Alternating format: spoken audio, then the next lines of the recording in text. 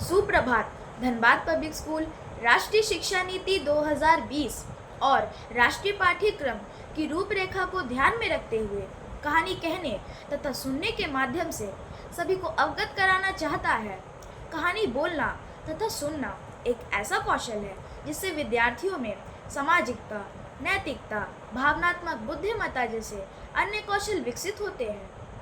अतः आज की कहानी मैं एमडी अयान जाकिर कक्षा 6 का छात्र प्रस्तुत करने जा रहा हूँ। एक समय की बात है, एक राजा युद्ध में हार गया था। उसके सारे सैनिक भी मारे जा चुके थे। वह किसी तरह अपनी जान बचाकर जंगल की ओर भाग गया। सैनिक उसका पीछा कर रहे थे। वह बचने के लिए एक गुफा के अंदर छिप गया। शत्रु सैनिक राजा का पीछा करते करते उस गुफा तक भी पहुंच गए थे। सैनिकों ने राजा को उस गुफा के अंदर ढूंढने का प्रयास किया, लेकिन वे राजा को नहीं ढूंढ पाए। बाहर आकर सैनिकों ने गुफा के द्वार को बड़े बड़े पत्थरों से बंद कर दिया और वहां से चले गए। गुफा बहुत गहरी थी। राजा गुफा के अंदर छुपकर बैठा हुआ था। वह काफी थक चुका था और भूख प्यास से बेहाल हो रहा था। उसके शरीर में ताकत भी नहीं बची थी। जब शत्रु सैनिक गुफा के द्वार को बंद कर वहां से चले गए, तब राजा अंदर ही बैठा बैठा सोच रहा था कि अब तो उसका जीवन खत्म हो गया है। वह कभी भी उस गुफा से बाहर नहीं निकल पाएगा। राजा काफी निराश हो चुका था। तभी उसे अपनी माँ की एक बात याद आती है।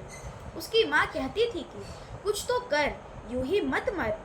यह बात याद आते ही राजा में ऊर्जा आ गई। उसने सोचा कि बिना कोशिश किए हार नहीं माननी चाहिए। राजा ने गुफा के द्वार से बड़े बड़े पत्थरों को हटाने का काम शुरू कर दिया। कड़ी मेहनत के बाद राजा ने पत्थरों को खिसका दिया था। किसी तरह उसने बाहर निकलने की थोड़ी सी जगह बना ली थी। राजा गुफा से बाहर निकला और अपने मित्र राजाओं के पास पहुंच गया। मित्र राजाओं की मदद से उसने अपने शत्रुओं को पराजित कर दिया और अपना राज्य वापस प्राप्त कर लिया। कहानी की सीख, इस कहानी से हमें यह सीख मिलती है कि सफलता प्राप्त होने तक हमें हार नहीं माननी चाहिए। जिस पल हम हार मान लेते हैं, उस समय हम असफल हो जाते हैं। धनबाद पब्लिक स्कूल आपसे आग्रह करता है कि आप भी एक कहानी को ध्यान से सुनें, उसे रिकॉर्ड करें और अपने 10 सगे संबंधियों और मित्रों को ज़रूर भेजें। चलिए इस रीड एंड ग्रो मैसेज को फैलाएं।